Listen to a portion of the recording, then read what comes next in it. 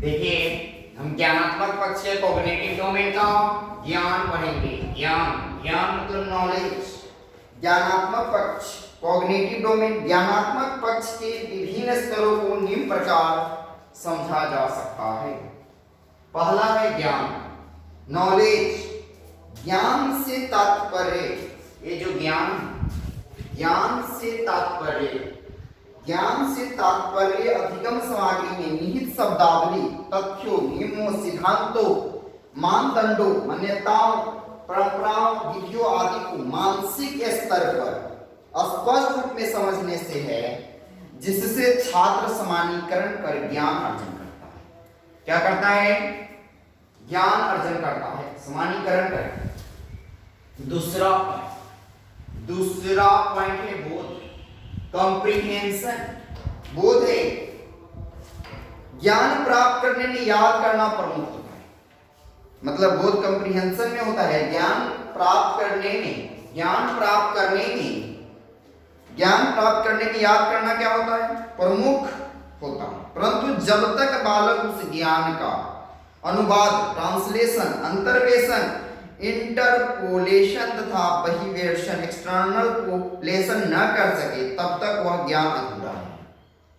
मतलब मान लीजिए कोई बालक उस ज्ञान को लेता है, वो अपने से अनुवाद नहीं कर सकता, ट्रांसलेट नहीं कर सकता, तो क्या उसके लिए अभी अधूरा है। अतः बोध संज्ञानात्मक पक्ष का ज्ञान से उच्च स्तर का पक्ष है, जिसमें अनुवाद, अंतर्वेशन और बहिर्वेशन सम्मिलित हैं। अब तीसरा पॉइंट क्या है जी? प्रयोग,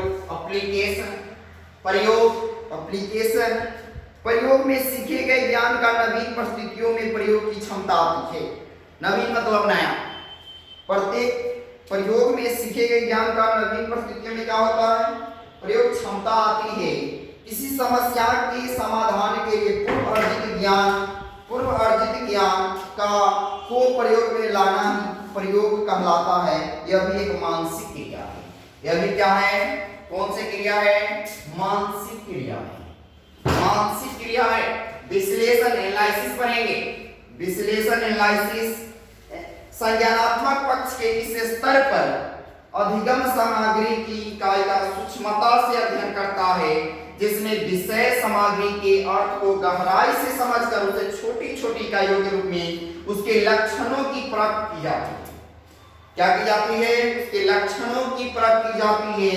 विश्लेषण अधिगम सामग्री के तत्वों, एलिमेंट्स, आपसी संबंध, रिलेशनशिप तथा संगठनात्मक सिद्धांतों, ऑर्गेनाइजेशनल प्रिंसिपल्स का किया जाता है।